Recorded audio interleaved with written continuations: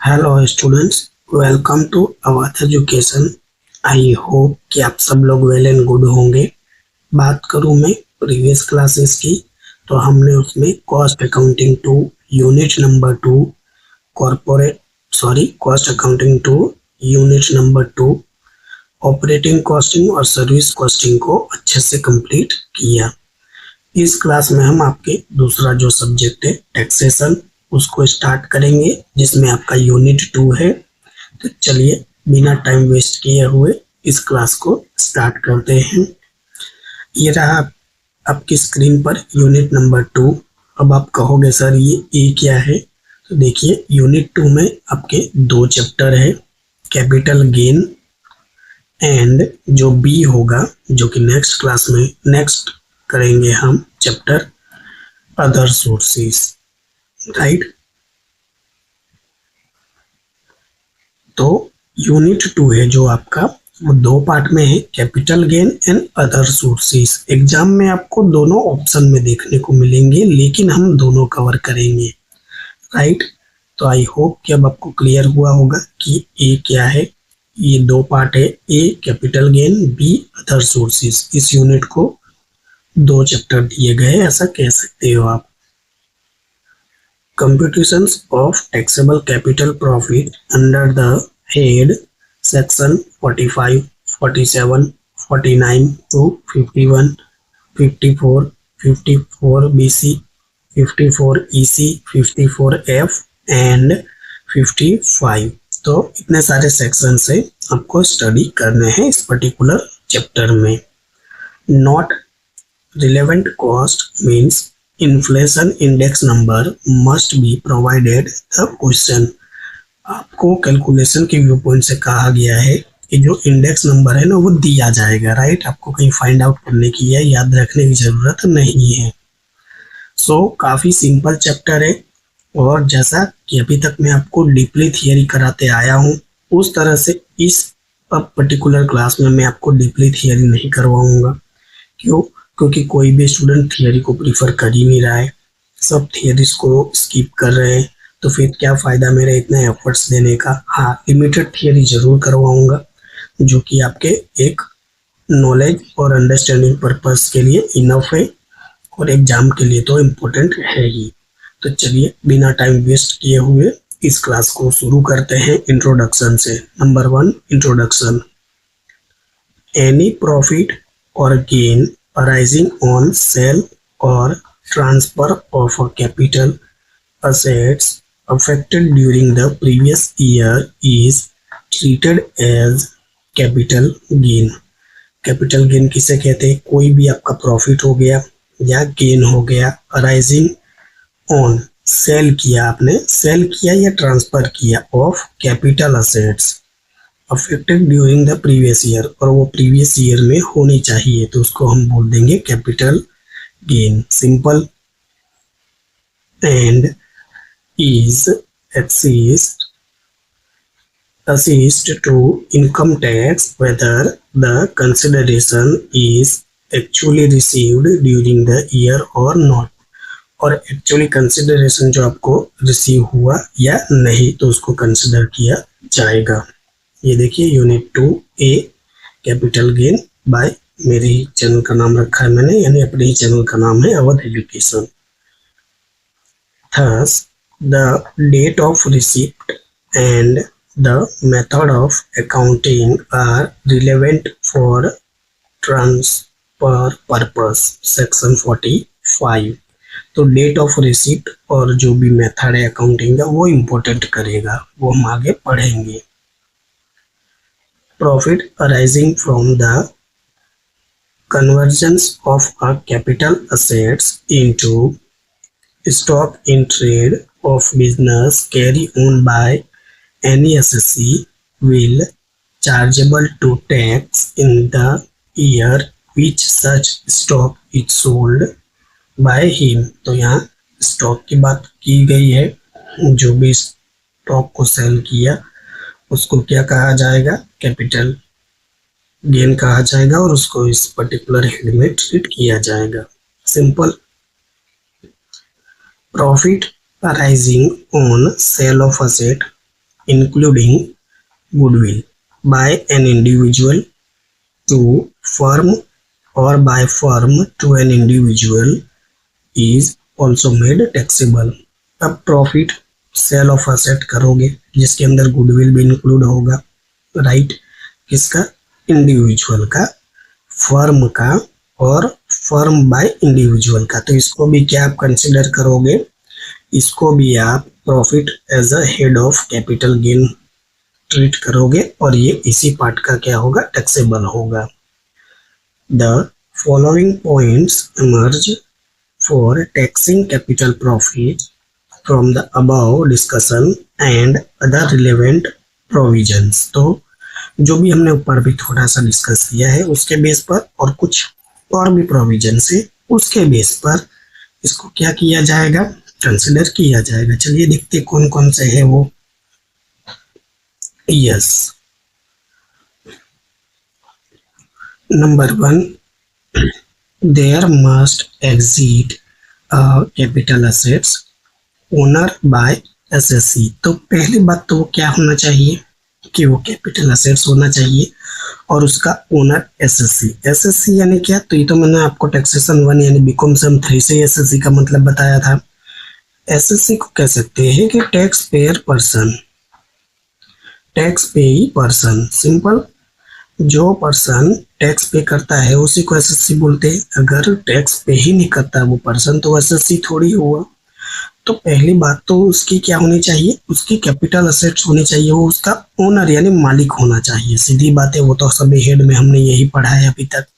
Point number 2 है such capital assets must have been transfer by the SSC, और उसको किसने सेल या ट्रांसफर किया होना चाहिए, बाय एसएससी, राइट। सीधी सी बात है, असेट का मालिक कोई और है और कोई और उसको ट्रांसफर बेच रहा है या कर रहा है तो क्या वो उसको कंसिडर किया जाएगा, बिल्कुल नहीं, वो तो एग्रीमेंट ही गलत है। तो वही असेट्स कैपिटल असेट्स कंसिडर किया जाएगा जो एसएससी के द्वारा ही उसको ट्रांसफर की गई है। पॉइंट नंबर 3 है सच transfer must have taken place during the previous year, और हाँ वो प्रीवियस ईयर में ही होना चाहिए। ऐसा नहीं है कि प्रीवियस के प्रीवियस ईयर हो, जैसे हमारा करंटली प्रीवियस ईयर कौन सा है तो आपको पता ही होगा 2024 एंड 2025 हमारा करंटली प्रीवियस ईयर है। स्टार्ट कब होगा तो ये 1 अप्रैल 2024 से चालू हुआ है और खत्म कब होगा 31 मार्च 2025 को ये खत्म हुआ होगा हमारा। और हम इसकी कैलकुलेशन कब करते हैं तो आपको पता होगा असेसमेंट ईयर में, और ये कब शुरू हुआ है तो 1 अप्रैल 2025 में और ख़त्म कब होगा 31 मार्च 2026 में हमारा ये ख़त्म होगा असेसमेंट ईयर। यानी हम इसी असेसमेंट ईयर में प्रीवियस ईयर की क्या करते हैं, कैलकुलेशन करते हैं। Point number 4 such transfer must have result into capital profit और लॉस, और वो हो सकता है कि कभी कभी कैपिटल प्रॉफिट भी मिले और कभी कभी वो कैपिटल लॉस भी मिले। लॉस मिलेगा तो कोई फायदा है नहीं, प्रॉफिट मिलेगा तो ही सरकार टैक्स लेगी। Number 5 such capital profit must not be exempted. Not be exempted यानी कुछ ऐसी कैपिटल प्रॉफिट है जो कि क्या है, एग्जेम्प्टेड नहीं है उस पर, उसके लिए अंडर सेक्शन 54 है, 54B है, 54D है, 54EC है, 54EE है, 54F है, 54G है, 54GA है और 54GB है। तो इतने सारे सेक्शंस दे रखे हैं, हमें जो सेक्शन जरूरी होगी हम वही रीड करने वाले हैं। सारे सेक्शंस इस बार मैं नहीं पढ़ाऊंगा, क्यों, क्योंकि कोई मतलब है नहीं, कोई वीडियो वॉच नहीं कर रहा है, ना ही कोई कमेंट कर रहा है। सो लिमिटेड ही थियरीज पढ़ेंगे जो आपके काम की है। अब आइए मीनिंग क्या है, अभी तक तो इंट्रोडक्शन देखा आपने, meaning of capital assets. According to section 2 subsection 14 capital asset means number 1 capital assets means positive list. अब कैपिटल असेट्स को पॉजिटिव लिस्ट के अकॉर्डिंग समझने की कोशिश करते हैं कि वो है क्या। Number a property of any kind held by SSC, whether or not connected with his business or profession। तो पहली बात तो वो प्रॉपर्टी एसएससी के द्वारा होनी चाहिए, लेकिन वो बिजनेस या प्रोफेशन का पार्ट नहीं होना चाहिए, जो कि आपका कौन सा हेड था, यूनिट नंबर 1 में आप यही हेड पढ़कर आ रहे हो, ये हेड नंबर आपका 3 था, राइट। 2 हेड तो आप सेम 3 में पढ़कर आए, राइट। रिपीट करवा दूं, unit 3 and unit 4 BCom sem 3 में पढ़कर आए, सैलरी और house property, right. PGBP unit 1 में पढ़ लिया और अदर सोर्सेस से ये यूनिट 2 में आप पढ़ रहे हो। तो कहने का ये मतलब है कि जो भी एसएससी होगा उसकी कोई भी प्रॉपर्टी होगी वो क्या नहीं होनी चाहिए, तो बिजनेस से कनेक्शन नहीं होना चाहिए उसका और प्रोफेशन से नहीं होना चाहिए, simple. The definition show that the term capital assets include, जो डेफिनेशन बता रही है उसमें कैपिटल असेट्स में क्या क्या इंक्लूड यानी शामिल हो सकता है। तो देखिए, ऑल काइंड्स ऑफ प्रॉपर्टी, सभी तरह की प्रॉपर्टी, मूवेबल हो प्रॉपर्टी हो, मूवेबल हो और इमूवेबल हो यानी वो चल सके ना चल सके ऐसी भी प्रॉपर्टी, टेंजिबल यानी दृश्य, इनटेंजिबल अदृश्य, फिक्स यानी एकदम स्थिर और सर्कुलेटिंग, तो वो किसी भी प्रकार की प्रॉपर्टी आपकी हो सकती है। Number B, any securities held by a foreign institutional investors as per SEBI यानी क्या, security exchange board of India act 1992 जो बनाया गया है, पास आउट किया गया है, उसके according applicable from the assessment year 2015 to 16। तो ये कब से एप्लीकेबल है, 2015 से 16 वाला असेसमेंट ईयर से एप्लीकेबल है, सिंपल। कि एनी सिक्योरिटीज, कोई भी सिक्योरिटी है तो उसको क्या कंसिडर किया जाएगा, कैपिटल असेट्स किया जाएगा, foreign institution investor as per SEBI के एक्ट द्वारा। Number C, if include any rights in any relation to Indian company including right of management और control of any other rights whatever, तो ये भी आप क्या करोगे, इसको कंसिडर करोगे। Number D, any unit link insurance policy to whether exemptions under section 10 subsection D does not apply provided that insurance premium payable in any previous year during the term of such policy does not exceeds 2,50,000। Assessment ये 2021-22 से applicable हो गया। कहने का ये मतलब है कि इंश्योरेंस पॉलिसी हो, राइट, ये एक्सेप्टेड तो है under section 10 subsection D does not apply, यानी ये अप्लाई नहीं होगा, एक्सेप्टेड के लिए अप्लाई नहीं होगा, और उसकी जो अमाउंट है प्रीवियस ईयर में पॉलिसी की वो नॉट एक्सीड यानी 2,50,000 से एक्सीड नहीं होनी चाहिए, सिंपल। तो काफ़ी आसान थियरी है, यहाँ खुद से भी पढ़ते तो क्लियर हो जाता है, वैसा नहीं है कि कुछ थोड़ा सा डिफिकल्टी वाला पॉइंट हो। थोड़ा सा और आगे बढ़ते हैं। यस इट्स एक्सक्लूडेड, अब ये चीज़ें जो है वो आपकी क्या होगी, एक्सक्लूडेड यानी इंक्लूड नहीं होगी, नेगेटिव लिस्ट कह सकते हैं इसको। Number 1, any stock in trade, consumption store और raw materials held for the purpose of business और प्रोफेशन, यानी कहने की चीज़ यही है कि जो भी बिजनेस और प्रोफेशन होगा वो तो सीधी सी बात है, वो आपका यूनिट नंबर 1 था और हेड नंबर 3 है। तो दूसरे हेड की चीज़ें आप कैपिटल गेन में कैसे इंक्लूड कर सकते हो। तो पहली बात तो अभी तक जो आपने हेड पढ़ा है, head number 1, head number 2, head number 3, उन तीनों में नहीं होना चाहिए। इसकी सिंपल सी एक भाषा में मैं आपको कहूँ तो ना तो वो सैलरी का पार्ट होना चाहिए, ना हाउस प्रॉपर्टी का पार्ट होना चाहिए, ना वो बिजनेस और प्रोफेशन का पार्ट होना चाहिए, वो आपका कैपिटल गेन का पार्ट बनेगा। एक लाइन में याद रखने का तरीका, सिंपल। और आप कहोगे सर जो कैपिटल गेन में भी पार्ट ना बने, जो इसमें भी पार्ट नहीं बनेगा तभी तो जाके वो अदर सोर्सेस है, हेड नंबर 5 है ना आपका, जो इसी का यूनिट का नंबर बी है, अदर सोर्सेस, राइट, जो कैपिटल गेन में भी नहीं आएगा ना, ये आपका हेड नंबर 5 है, वो सारी चीजें अदर सोर्सेस में जाएंगी। तो सो सिंपल, मैंने एक दो लाइन में आपको पूरी स्टोरी क्लियर कर दी हेड्स की। अब पढ़ते हैं, अब आपको थोड़ा ज्यादा आइडिया होगा। Number 2, person effect. पर्सन का जो इफेक्ट है, that is to say, movable property include wearings, appeals, all types of vehicles, furniture held for personal use by the assessee or any member of his family depend on him। तो ये जो भी चीजें हो गई, ये तो सारी पर्सनल चीजें हो गई, राइट। वो मूवेबल प्रॉपर्टी हो गई जिसमें wearing apparel, all type of vehicles, furniture, personal use और उसकी फैमिली मेंबर भी जिस पे ही डिपेंड करती है।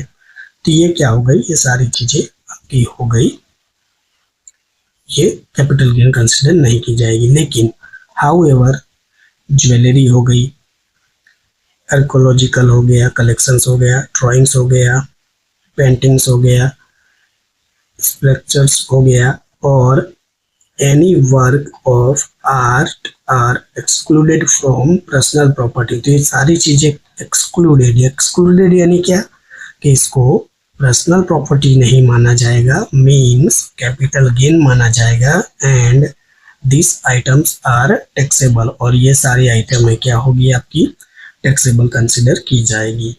Number 3, agriculture land in India which is not an urban agriculture land. जो अर्बन एग्रीकल्चर लैंड नहीं होनी चाहिए, यानी क्या होनी चाहिए, must be rural agriculture land होनी चाहिए, सिंपल। तो ये क्या होगी आपकी, टैक्सेबल नहीं होगी। Number 4, 6% gold bond 1977, 7% gold bond 1980, 6.5% national defence gold bonds 1980 issue bye the central government।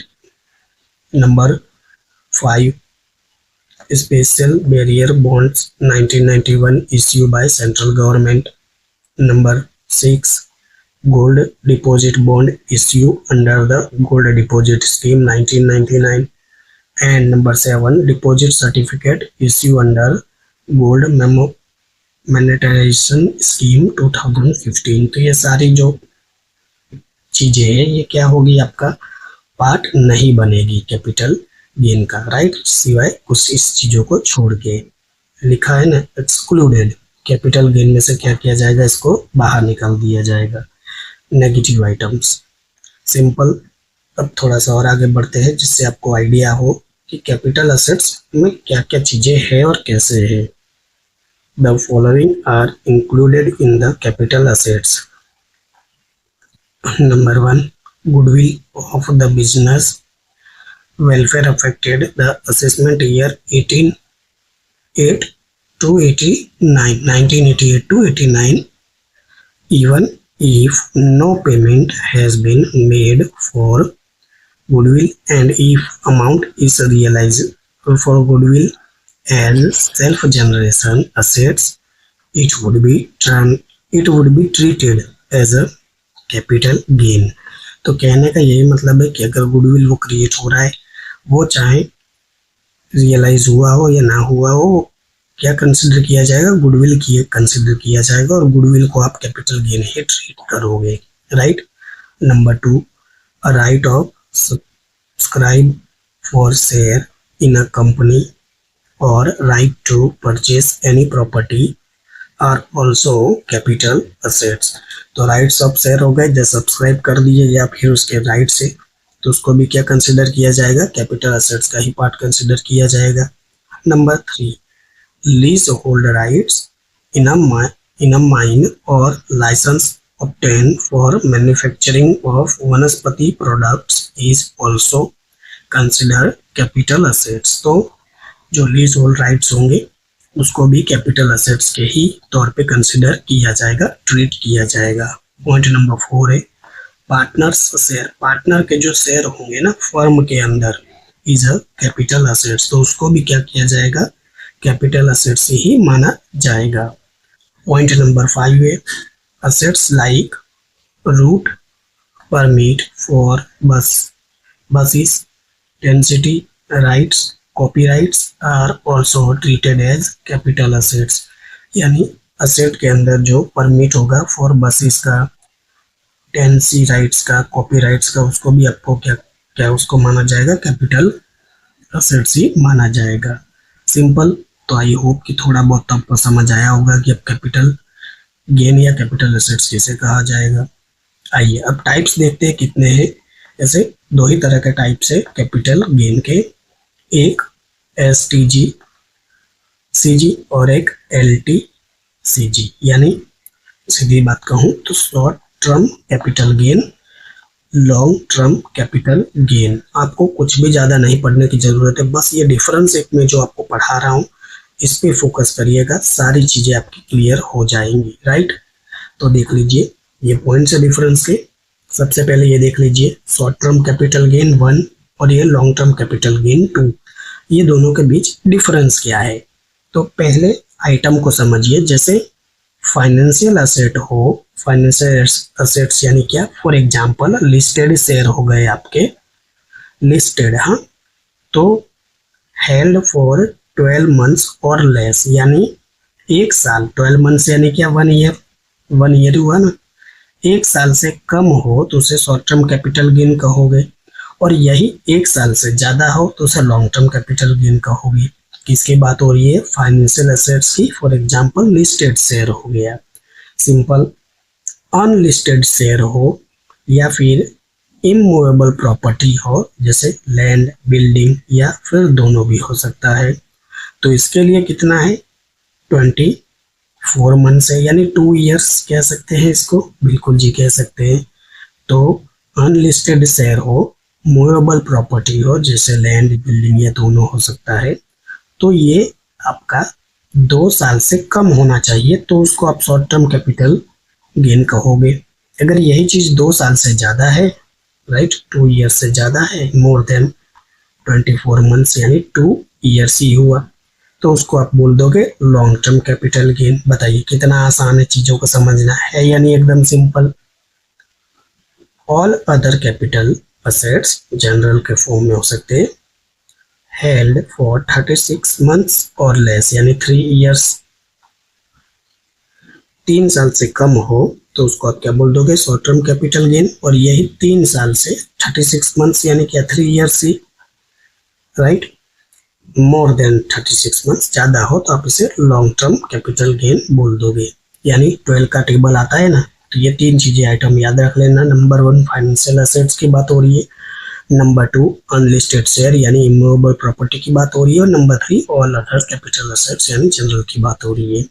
12 का टेबल आता है ना, 12 1 जा 12, 12 2 जा 24, 12 3 जा 36, बस। या फिर 1 2 याद रख लीजिएगा, 1 2 3, 1 साल, 2 साल, 3 साल।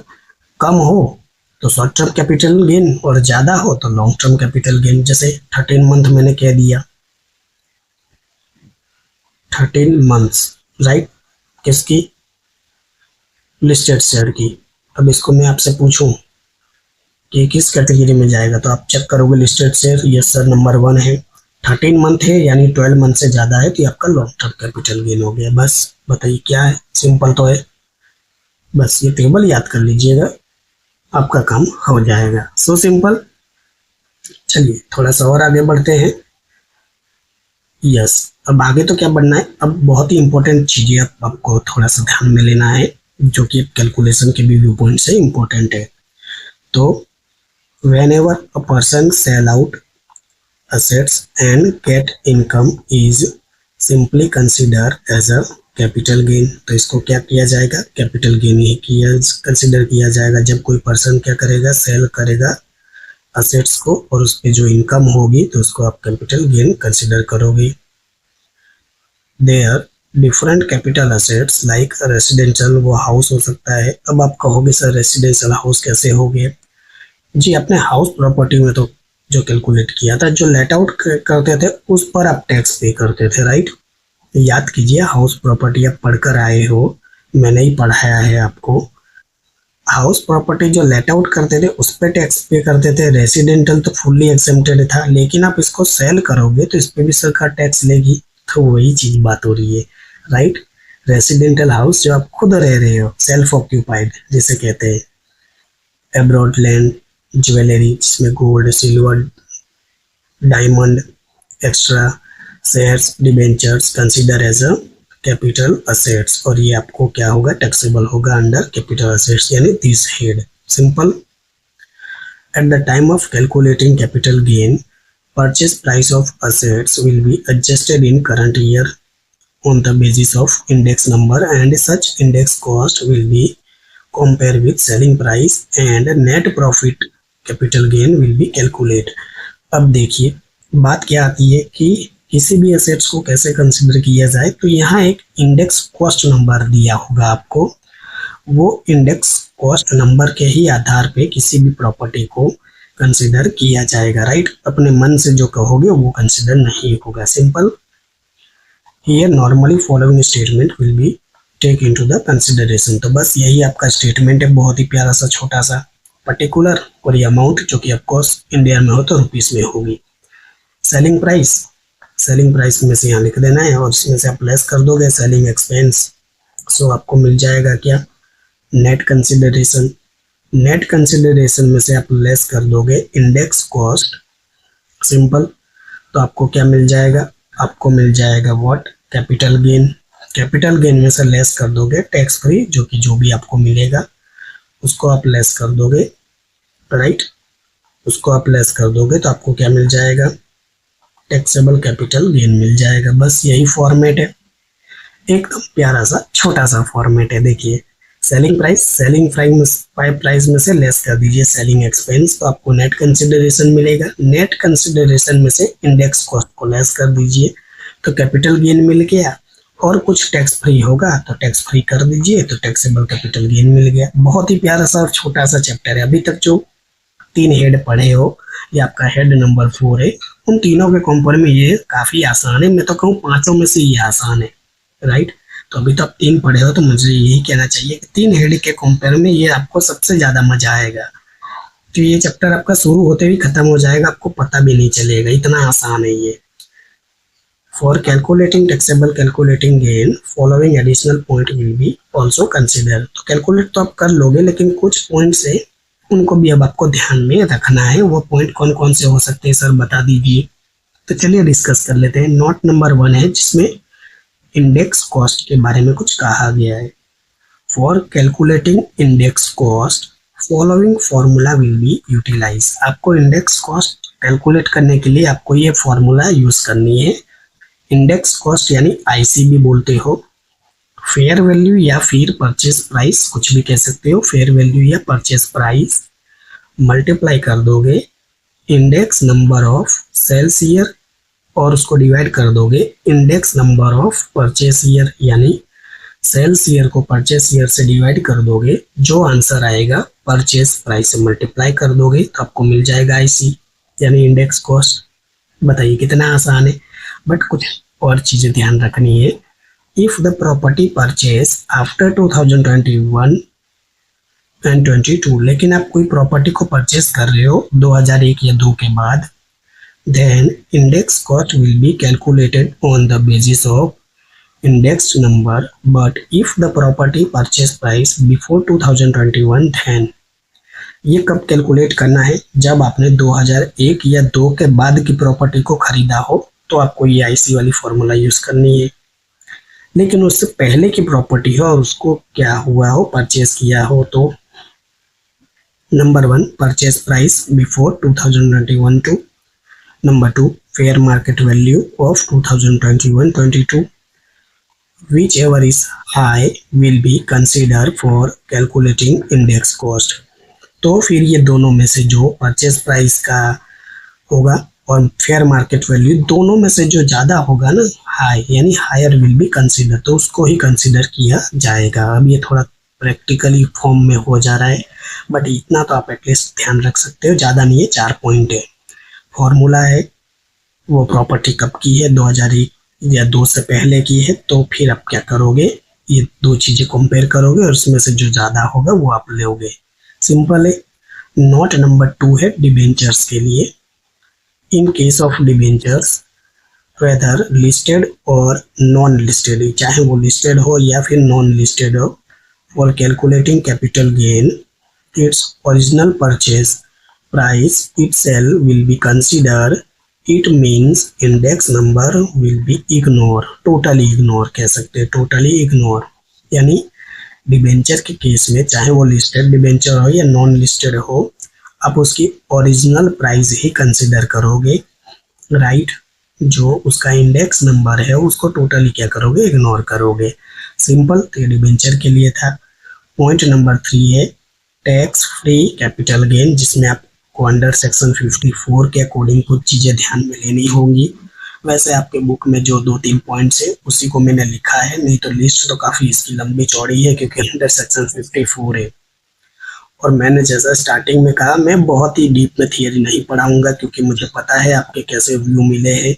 लाइक तो दूर की बात है, स्किप करते रहे लोग वीडियो, यानी आप ही में से जो कुछ स्टूडेंट्स होंगे। अब मैं तो नहीं बता सकता हूँ कि कौन है या कौन नहीं, थियरीज को वॉच करना भी पसंद नहीं कर रहे हैं, तो कोई मतलब नहीं है मेरे इतने एफर्ट्स का कि जो आप देखो ही ना। तो लिमिटेड चीज़ें बताऊंगा, कि ऐसा भी नहीं है कि कुछ थियरीज आपको कवर ही नहीं कराऊंगा, right. Whenever a new house will be purchase from sale of old house, कहने की क्या बात है, नया घर खरीदे और पुराना घर बेचे, right. Then purchase price of new house will be deducted as a tax free, और जो नया घर खरीदा है ना वो फिर क्या होगा, आपका टैक्स फ्री में डिडक्ट किया जाएगा from capital gain of old house. सीधी सी बात है, घर के सामने घर है, पुराना घर क्या करेंगे, बेचेंगे, तो ही नया घर खरीदेंगे ना, उस केस में आपको डिडक्शन मिलेगा as a tax free old capital house के कंपेयर में, right. If the SSC invest capital gain in the following securities, अगर एसएससी ने क्या किया है, ये दो चीजें हैं, नंबर 1 एंड नंबर 2। एनएचएआई, आपने नाम सुना होगा, एनएचएआई का क्या फुल फॉर्म है, National Highways Authority of India. MCQ में आ सकता है, राइट, याद रख लीजिएगा, National Highway Authority of India. और दूसरा RECL, rural electrification of corporation of limited. अगर इन दोनों में इन्वेस्ट किया है, then the investment amount is will be tax free, tax free नहीं, totally tax free, totally tax free होगा, राइट। सीधी सी बात है, ये दोनों में national Highway Authority of India government की आप मदद करे हुए, तो सीधी सी बात है, जहां गवर्नमेंट की मदद करोगे वहां तो पूरा का पूरा टैक्स फ्री मिलने वाला है। तो ये 3 नोट्स है, आपको अच्छे से ध्यान में रखना है। और एक नोट्स और भी होगी, नहीं 3 ही है, बट एक और पॉइंट है, if the SSC sell out land, jewellery, share, debenture other than house and its capital gain invested in new house, then proportional amount of total capital gain will be tax free on the basis of following formula। हाँ, ये तो अच्छी बात है, यहाँ पर ये भी बहुत अच्छी लाइन लिखी है मैंने, खुद को मुझे शाबाशी देनी चाहिए। कि ऊपर तो आपने पढ़ लिया कि पुराने घर के बदले नए घर हो तो आपको कैसे डिडक्शन मिलेगा, राइट। लेकिन मान लीजिए कि किसी ने अपनी जमीन बेची, किसी ने अपनी ज्वेलरी बेची, यानी जो भी कहते हैं ना सोना चांदी, वो सब दागीने बेचे, शेयर्स या डिवेंचर्स, जो मार्केट के शेयर्स या डिवेंचर, उनको बेचा, एंड उसके बदले में न्यू हाउस को क्या किया, परचेज किया या इन्वेस्ट किया उसमें। तो फिर आप इसको कैसे अमाउंट कंसिडर करोगे, इसके लिए आपको बस ये फॉर्मूला प्यारी सी है, इसको याद रख लेना है। Purchase price of new house multiply by total capital gain, और डिवाइडेड कर दोगे आप टोटल नेट कंसिडरेशन। बस ये फॉर्मूला फाइन, यही फॉर्मूला अप्लाई कर देनी है, जो भी अमाउंट आएगा बस उसको आप फाइनल कंसिडर करोगे एज अ क्या, टैक्स फ्री, एज अ उसको क्या करोगे, टैक्स फ्री कंसिडर करोगे, बाकी चीजें आपकी टैक्सेबल हो जाएंगी। तो ये फॉर्मूला आपको याद कर लेनी है, बस इतना ही है आपको थियरी में। और जो भी प्रैक्टिकल में है, प्रैक्टिकल में तो देख लीजिए, यहाँ से प्रैक्टिकल आपका शुरू हो जा रहा है, राइट। और थियरीज में मैंने आपको क्या क्या पढ़ाया, तो कुछ खास नहीं पढ़ाया है, टाइप्स पढ़ाए इसके, जो कि दो ही टाइप्स थे, डेफिनेशंस पढ़ाए जिसमें लिमिटेड चीज़ों को ही पढ़ाया, और इंट्रोडक्शन मैंने आपको बताया वो भी लिमिटेड ही बताया, छूट के बोलूँगा मैं आपको, राइट। बहुत सी चीज़ें हैं जो कि मैंने क्या की है, स्किप की है, राइट। अब इसके कारण है कि चलिए छोड़िए, कारण मैं बता चुका हूँ, राइट। तो नेक्स्ट क्लास में नहीं, जैसे मैंने आपसे कहा था कि 1 डे आपका चलेगा टैक्सेशन और नेक्स्ट डे चलेगा आपका कॉस्ट अकाउंटिंग 2। अल्टरनेटिव डे पर अब आपको वीडियो मिलेगी। क्यों? क्योंकि फिर ऐसा लगता है कि एक सब्जेक्ट तो है ही नहीं, राइट। ऐसा आपको जरूर फील होता होगा कि काफ़ी समय, क्योंकि मेरे पढ़ाने का तरीका सबसे अलग है, मैं साथ ही में प्रीवियस ईयर्स के पेपर भी अब सॉल्व करवा रहा हूँ। तो ये बेहतर होगा कि हम अल्टरनेटिव डेज पर वीडियो में अपलोड करूँ। एक दिन टैक्सेशन का वीडियो मिलेगा, एक दिन कॉस्ट अकाउंटिंग का मिलेगा, और ये जैसे ही खत्म होगा स्टैटिक्स भी मैं आपको कवर करवाने की कोशिश करूंगा। ऐसा भी नहीं है कि स्टैटिक्स आपको रह जाएगा, कुछ ना कुछ तो जरूर मैं वो भी कवर करवाने की कोशिश करूंगा।